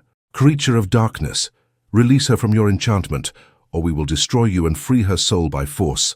"She speaks the truth," Dracula said, his voice calm but carrying easily through the vast space. "I have not compelled her. She remains here of her own will." "Lies!" One of the young men from the village, Andre, Elena remembered, who had once tried to court her, stepped forward with his crossbow raised. "Everyone knows vampires can control minds. She doesn't know what's real anymore. I know exactly what's real." Elena moved to stand fully beside Dracula now, ignoring his sharp intake of breath. "I know that I walked up this mountain expecting to die, and instead I found someone who values me as a person rather than a sacrifice. I know that in 2 weeks I've learned more about courage and compassion from this so-called monster than I ever learned in 19 years in the village. And I know that I'm staying here, not because I have to, but because I choose to." Her words created a ripple of uncertainty through the hunters. Some lowered their weapons slightly, clearly troubled, but Father Lucas's expression only hardened. "You see," he said to his men, "the corruption runs deep. She has fallen under his spell so completely that she now defends her captor.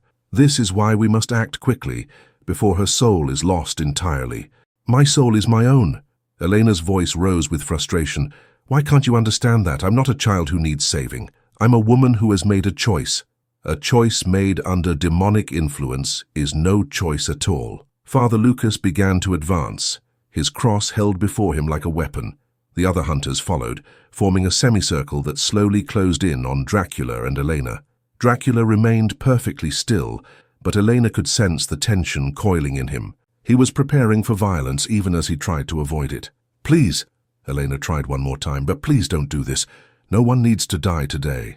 "You're right." Father Lucas stopped just out of reach, his eyes fixed on Dracula with absolute hatred. "No one innocent needs to die. But this creature surrendered his innocence centuries ago." He raised his voice, addressing the hunters. "On my signal, we strike. Aim for the heart. Show no mercy, for he will show none to you." "Wait!" A new voice cut through the tension. Elena's mother pushed through the crowd of hunters, her face streaked with tears, her clothes disheveled from climbing the mountain. "Wait, please. Let me speak to her." Elena's heart clenched. "Mama?" Her mother approached slowly, looking between Elena and Dracula with an expression that mixed fear and desperate hope. "Elena, my darling girl, is it true? Are you really here by choice?" "Yes, Mama. I'm here because I want to be." "But why? Why would you choose to stay with—" She gestured helplessly at Dracula. "With him? Because he sees me, Mama. Really sees me. Not as a daughter or a burden or a sacrifice, but as myself." Elena's voice softened. "I love him, and I think he might love me too." Her mother's face crumpled. "Oh, Elena, what have you done?" "I've chosen my own life instead of the one the village chose for me." Elena held out her hand. "Please try to understand. Please don't let them kill him." For a long moment her mother just stared at her. Then she looked at Dracula, really looked at him, perhaps for the first time, and something in his face must have convinced her of Elena's sincerity, because when she spoke again, her voice was quieter. "You truly love my daughter." Dracula met her gaze steadily. "More than I have loved anything in 400 years. And you won't hurt her." I would destroy myself before allowing harm to come to her. Elena's mother closed her eyes, tears streaming down her face. Then she turned to Father Lucas. "Lower your weapons. My daughter has made her choice. It's not our place to overrule it." "But she's my daughter!" The force of her words shocked everyone. Mine, not the villages, not the churches. And if she says she's staying, then we have no right to drag her away. We have no right to decide what's best for her, against her will. The pronouncement sent another ripple through the hunters. More weapons lowered. Andre looked confused and angry, but he didn't raise his crossbow again. Only Father Lucas remained unmoved. "You're all fools. This is exactly what the demon wants. For you to lower your guard, to accept his lies as truth. But I will not be swayed by false compassion or misplaced mercy." He raised his own crossbow, a silver bolt gleaming in the torchlight. "I will do what must be done, even if I must do it alone." Everything happened at once. Father Lucas fired. Dracula moved with inhuman speed, pushing Elena aside. The bolt struck him square in the chest, burying itself deep in flesh. Elena screamed. Dracula staggered but didn't fall. He looked down at the bolt protruding from his chest, then up at Father Lucas with an expression that was more sad than angry. "That was foolish, priest. The next one goes through your heart," Father Lucas promised, already reloading. But before he could fire again, the other hunters moved. Not to attack Dracula, but to restrain Father Lucas. The blacksmith grabbed the priest's arms while Andre took his crossbow. "Enough," the blacksmith said. "Her own mother says she's here by choice. That's good enough for me." "You're all damned." Father Lucas struggled against their grip. "You're condemning her soul and your own." Elena ignored him, rushing to Dracula's side. Blood, his blood, dark and slow-moving, seeped around the bolt. "Are you all right? Let me help you." "I'm fine."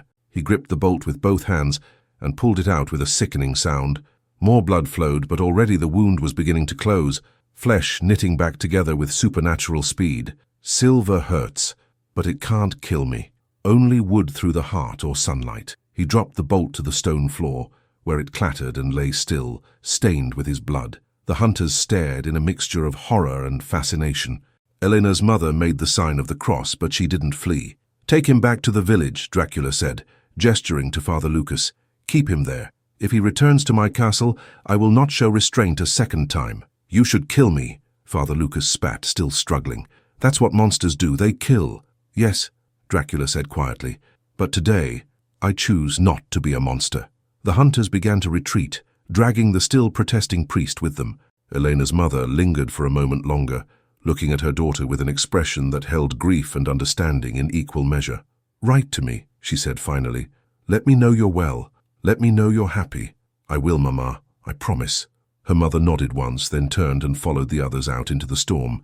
The great doors closed behind them with a boom that echoed through the hall, and suddenly Elena and Dracula were alone in the vast silence. Elena turned to him, her hands trembling. "You could have been killed.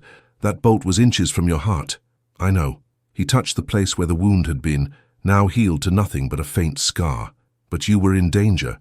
I couldn't let you—" She kissed him before he could finish, pouring 2 weeks of fear and longing and desperate hope into the contact. This time he didn't hesitate.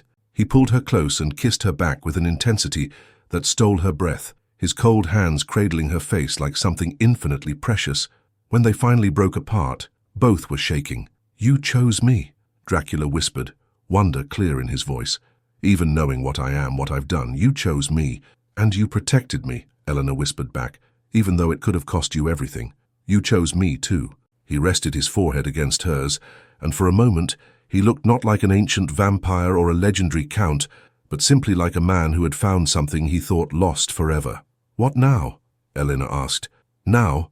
Dracula pulled back to look at her, and for the first time since she had known him, she saw something that might have been peace in his eyes. "Now we have 16 days left of your original bargain, and then we'll see. Will I have to leave after 30 days? You can leave whenever you wish, or—" He hesitated. "Or you can stay, for as long as you want. Forever, if that's what you choose. Forever is a long time." "It is, but it's considerably less empty with someone to share it with." Elena smiled through her tears. "Then let's start with the next 16 days and see where they take us." Agreed. Outside, the storm was beginning to clear, shafts of watery sunlight breaking through the clouds. Inside the castle, Elena and Dracula stood together in the great hall, holding each other while the world slowly rearranged itself around their choice. The hunters had come and gone, the village had learned the truth, and somehow, impossibly, love had won. But 16 days still remained. 16 days until the original bargain would be complete. 16 days to discover if what they had was strong enough to survive the weight of immortality. 16 days, and an eternity waiting beyond. The story, Elena thought, was far from over. It was only just beginning. The remaining days passed like a fever dream, beautiful and strange and weighted with the knowledge that every moment was both precious and fleeting. Elena and Dracula existed in a bubble of stolen time, exploring the depths of what they had found in each other, while the deadline loomed ever closer. On the 20th day, Dracula took Elena to a part of the castle she had never seen before, a tower room at the very top of the eastern wing, accessible only by a narrow spiral staircase that seemed to climb forever. When they finally emerged into the circular chamber, Elena gasped. The entire room was made of glass. Floor-to-ceiling windows looked out in every direction, offering a view of the entire valley, the mountains beyond, and the vast expanse of sky above. It was like standing in the center of the world. "I come here sometimes," Dracula said quietly, "when the weight of the castle becomes too much, when I need to remember that there's a world beyond these walls, even if I can no longer be part of it." Elena moved to the windows, looking down at the forest far below. From here she could see the village, tiny houses clustered around the church, smoke rising from chimneys, people moving through their daily lives like ants in a colony. Her old life, visible but impossibly distant. "Do you miss it?" Dracula asked, coming to stand beside her. "The village? Your mother?" "Sometimes," Elena admitted. "I miss the simplicity, the knowing what each day would bring. But I don't miss the fear, the constant shadow of the ritual hanging over every autumn, the sense that my life was never really my own. And now?" She turned to look at him, this impossible creature who had somehow become the center of her world. "Now my life is mine. For better or worse, I'm the one deciding what it becomes." He reached out and took her hand, lacing his cold fingers through her warm ones. They had grown comfortable with touching over the past days. Small gestures that would have seemed innocent to an outside observer, but felt monumental to them. Each touch was an acknowledgement, a promise, a step further into dangerous territory. "In 10 days, Dracula said, his voice careful, "you'll have fulfilled the terms of our bargain. You'll be free to leave if you choose. And if I don't choose to leave?" He was silent for a long moment, staring out at the mountains. When he finally spoke, his words were weighted with centuries of solitude. "Then we face a different set of choices. Difficult ones." Elena's heart quickened. "What do you mean?" "You're mortal, Elena. Even if you stay, even if we have years together, you will age. You'll grow old and fragile while I remain exactly as I am, and then you'll die, and I'll be left with nothing but the memory of you for the rest of eternity." His hand tightened on hers. "I'm not certain I can bear that, not after finally finding something worth living for." The unspoken implication hung between them like a blade. There was another option, a way for them to be together forever.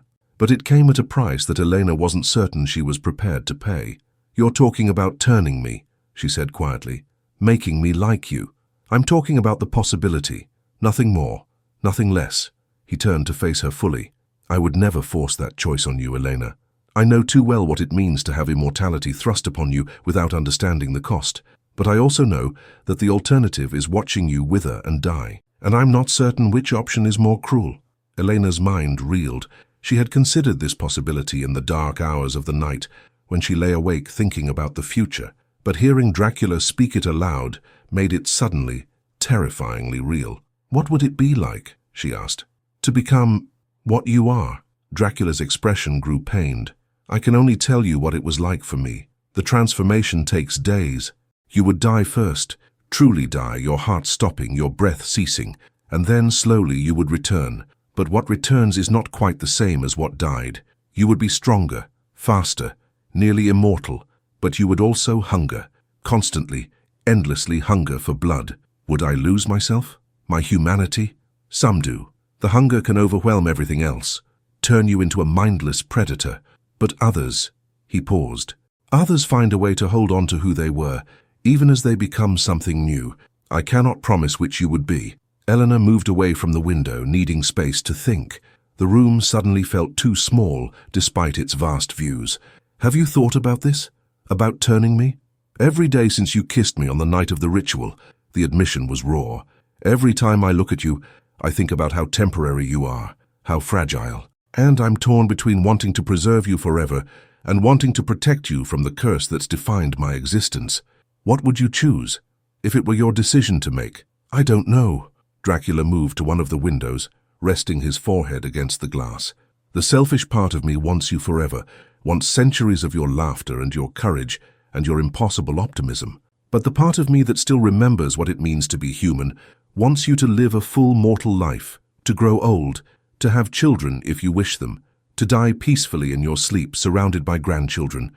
That's the life I can never give you if you become what I am. Elena understood then the true weight of what he carried. He loved her, had finally admitted it, if not in words then in every gesture, every look, every moment of tenderness. And that love made him want opposite things, her presence and her freedom, her immortality and her humanity. There was no good answer, only impossible choices.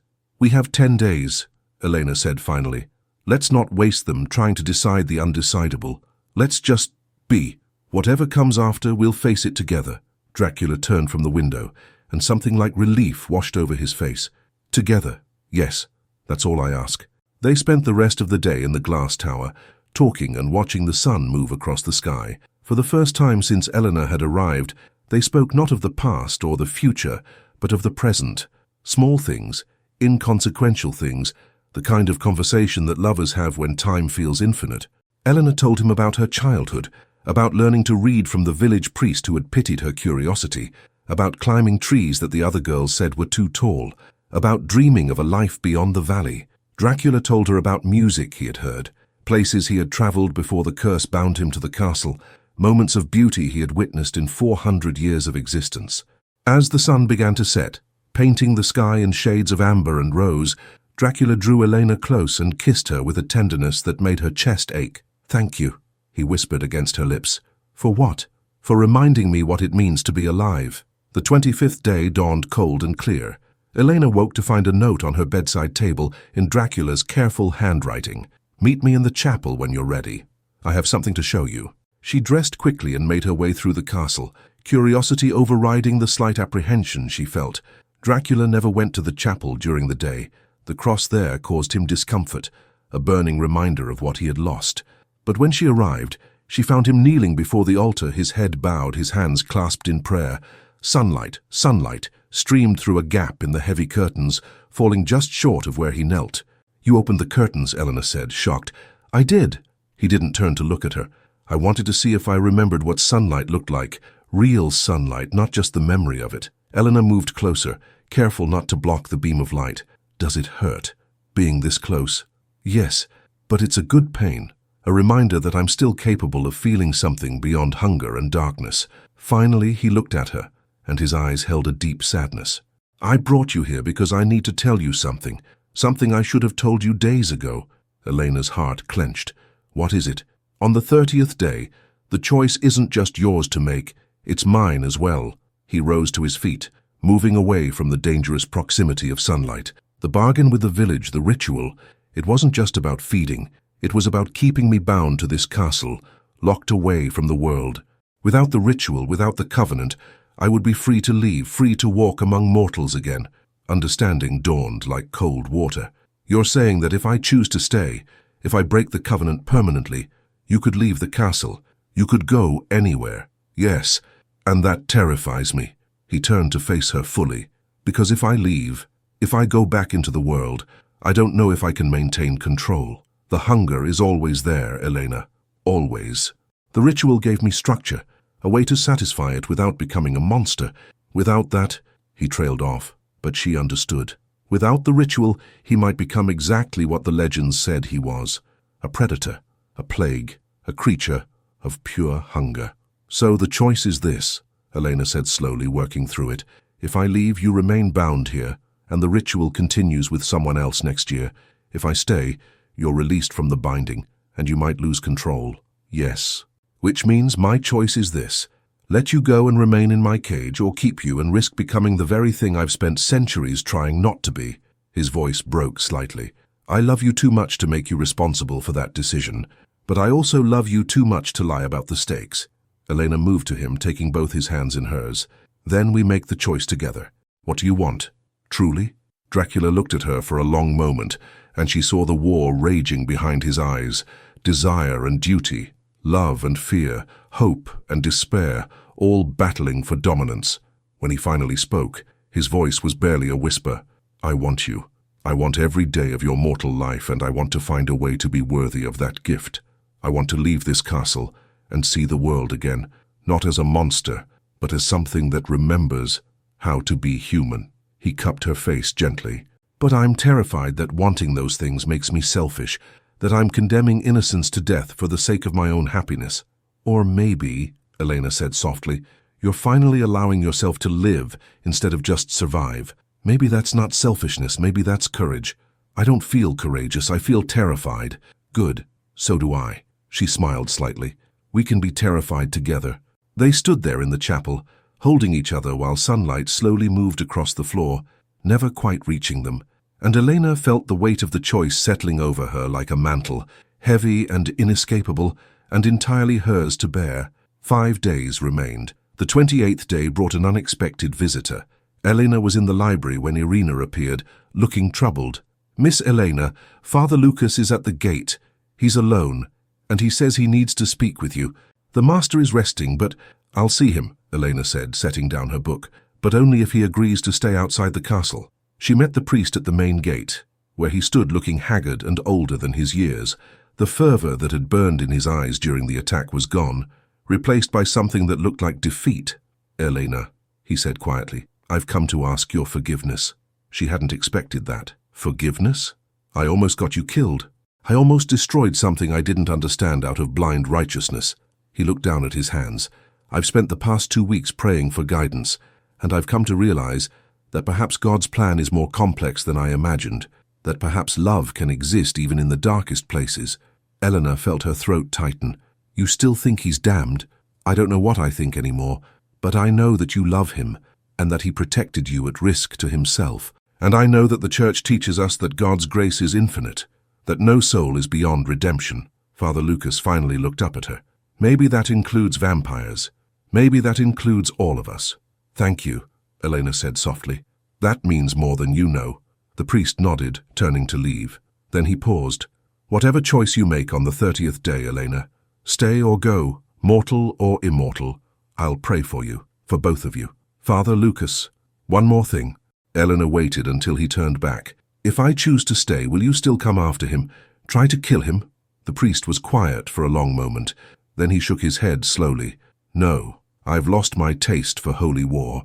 Perhaps I never truly had the stomach for it.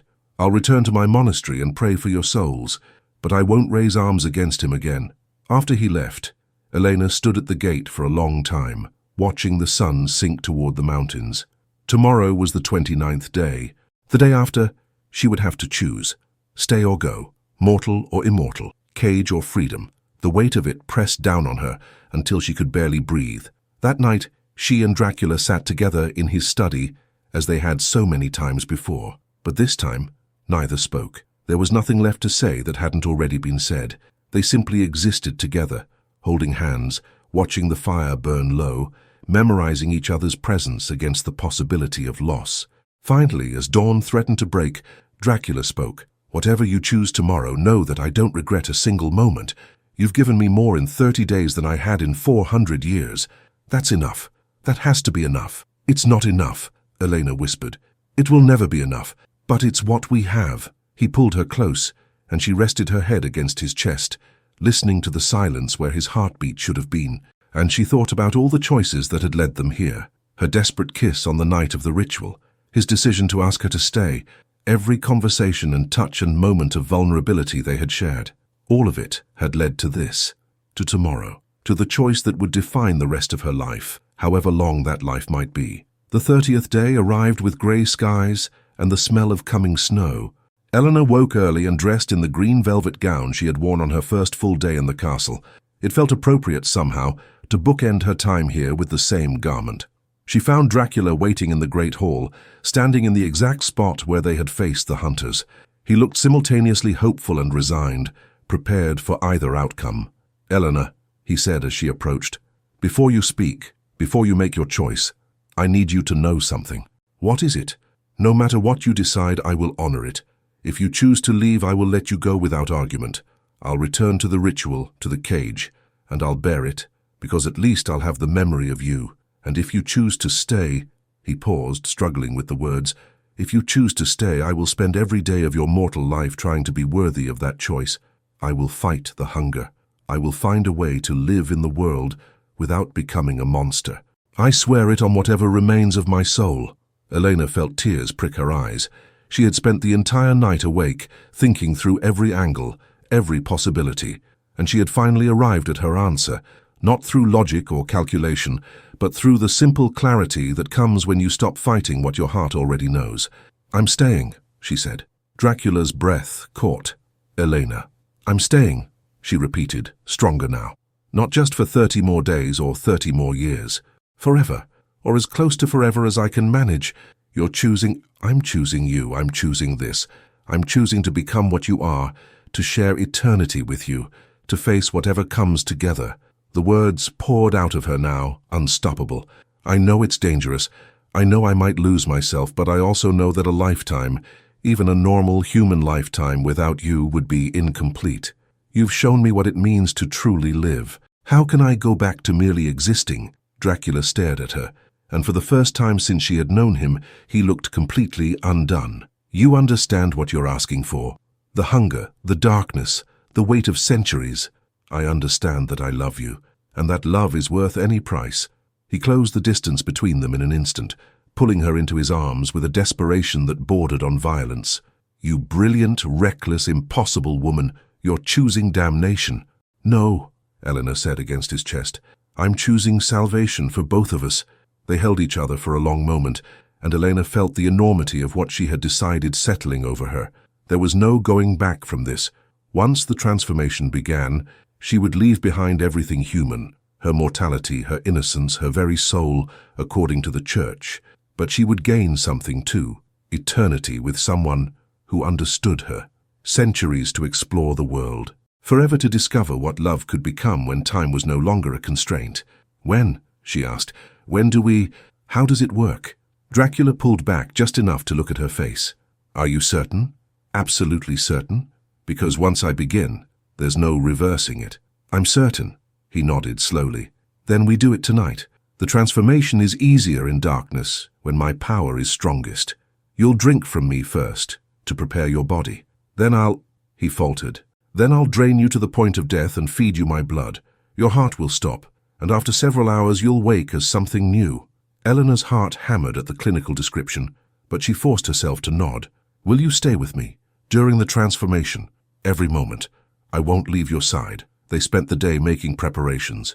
Dracula cleared out one of the rooms in the east wing, covering the windows with heavy curtains, and preparing everything Elena might need when she woke.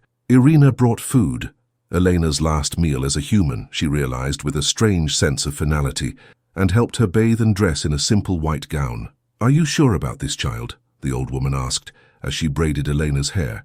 Once it's done, there's no undoing it. I'm sure, Elena said. Were you afraid when you came here 40 years ago? Terrified, but I was running from something worse. A husband who beat me, a village that looked the other way. The master offered me safety and purpose. That was enough. Irina's hands stilled in Elena's hair. You're different, though. You're not running from something, you're running toward it. Is that so different? Maybe not. But it makes your choice braver.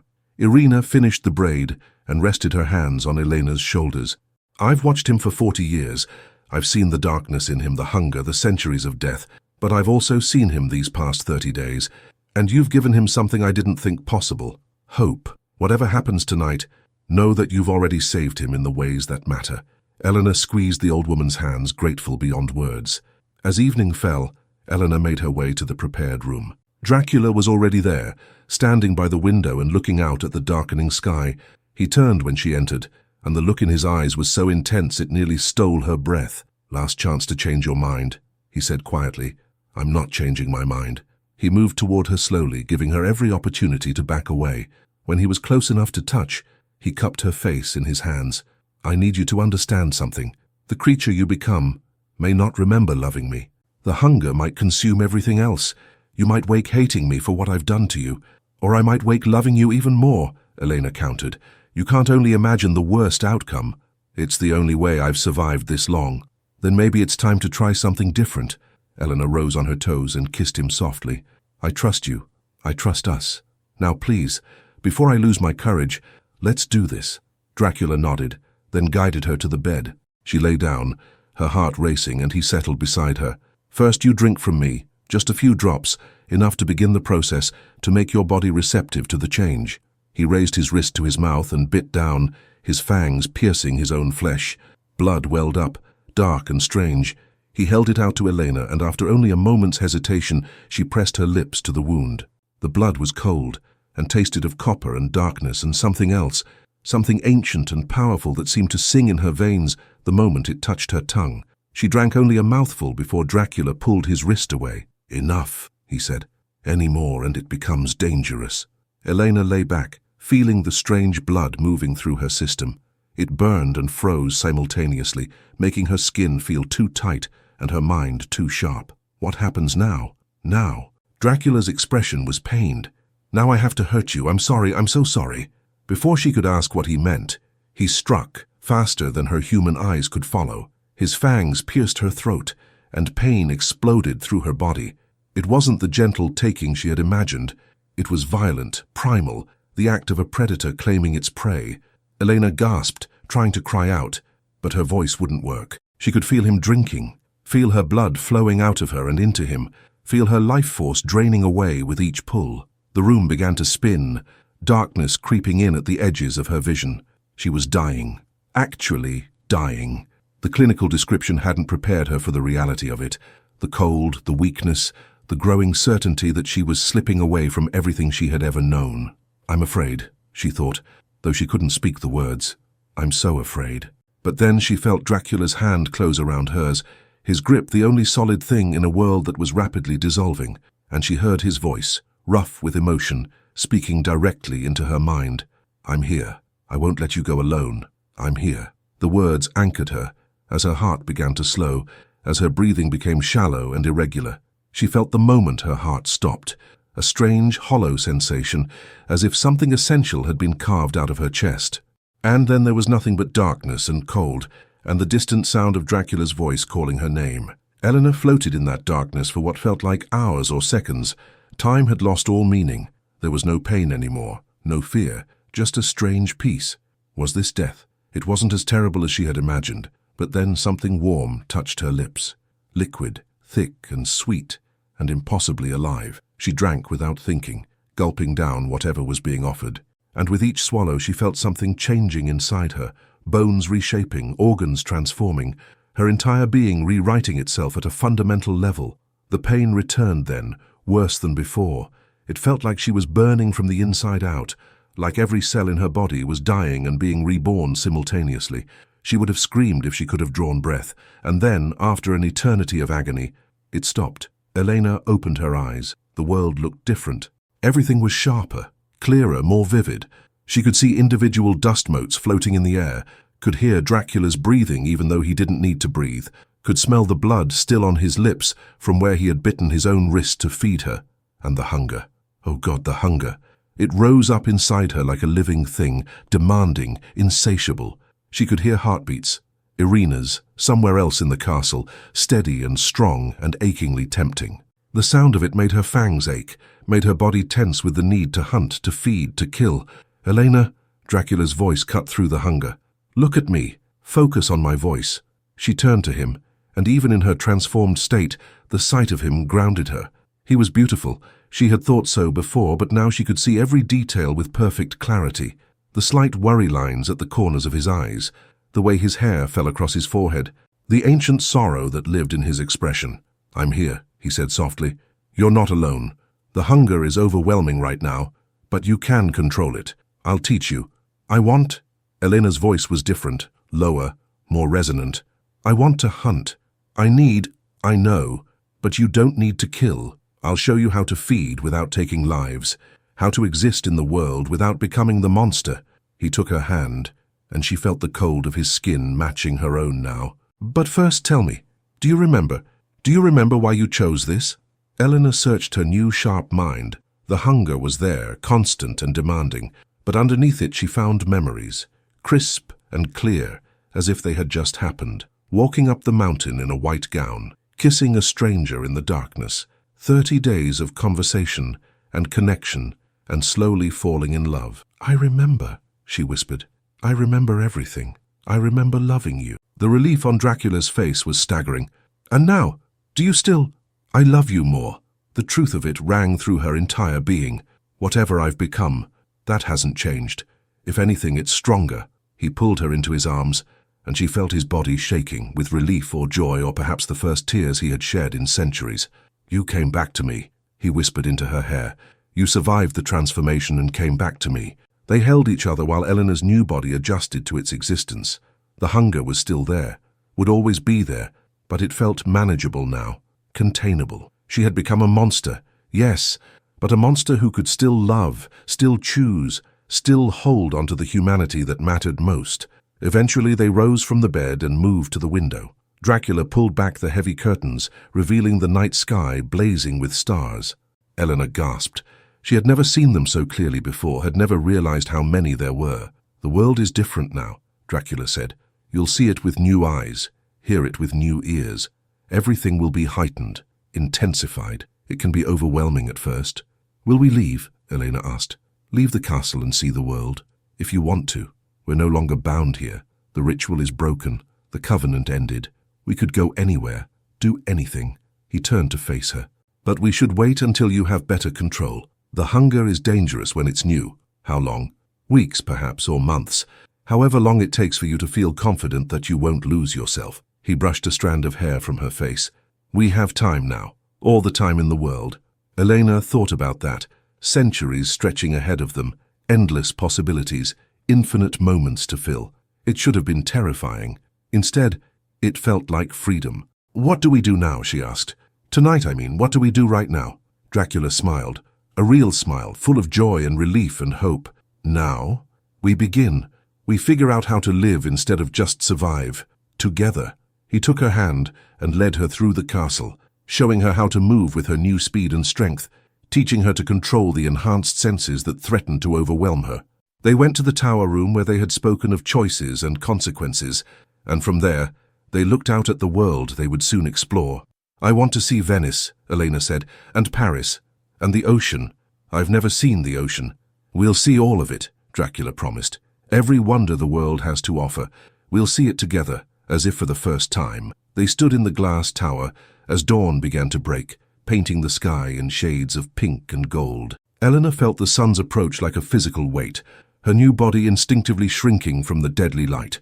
They retreated to the shadows, and Dracula pulled the heavy curtains closed. "Will I ever see sunlight again?" Elena asked, unable to keep the sadness from her voice. "Perhaps. There are places in the far north where the sun never rises for months at a time. We could go there during the winter, experience something like daylight." He squeezed her hand. "Or perhaps someday we'll find a cure, a way to walk in the sun without burning. I never stopped searching for answers, Elena. I won't stop now." Elena nodded, accepting this new limitation along with all the others. She had chosen this, chosen darkness and hunger and immortality. But she had also chosen love and companionship and the chance to matter to someone for longer than a single human lifetime.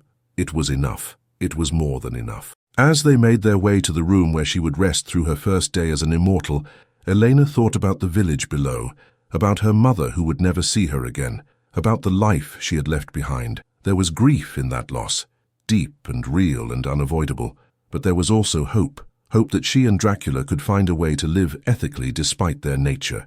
Hope that love could survive even the darkest circumstances. Hope that 400 years of solitude could give way to centuries of companionship.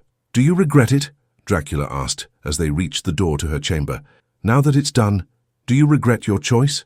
Elena considered the question honestly. She was no longer human. She would never again taste food or feel warmth or see sunlight without pain.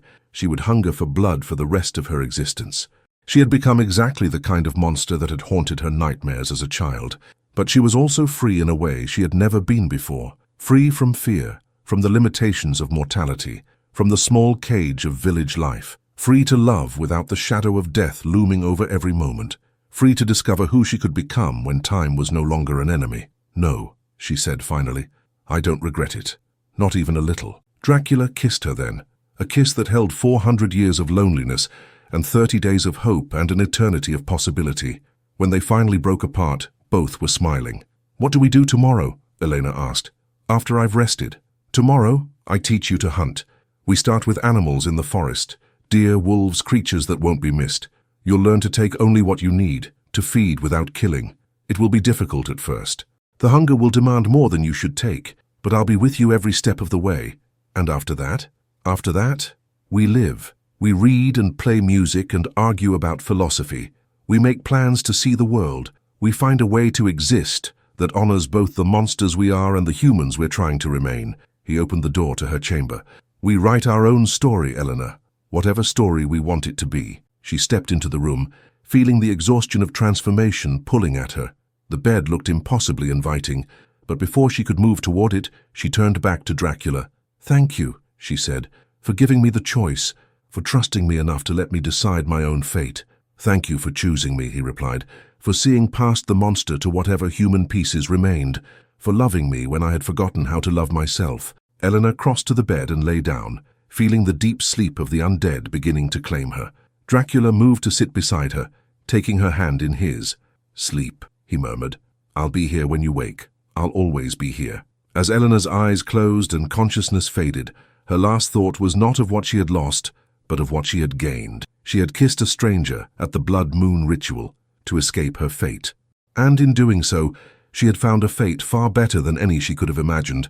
The story of Elena and Dracula was only beginning, but it was beginning with hope, with love, and with the promise of eternity to discover what those things could become. Outside the castle, snow began to fall, the first snow of winter covering the valley in white. The village below would wake to find the ritual ended, the covenant broken, the Count's castle standing empty of threats. They would tell stories about the girl who went up the mountain and never returned. Some would say she died. Others would say she was taken by dark magic. None would know the truth, that she had chosen her own destiny and found love in the most unlikely of places. And high in the castle, surrounded by centuries of history and the promise of centuries to come, Elena and Dracula rested together as the world turned and the snow fell, and eternity stretched out before them like an open book, waiting to be written. The end.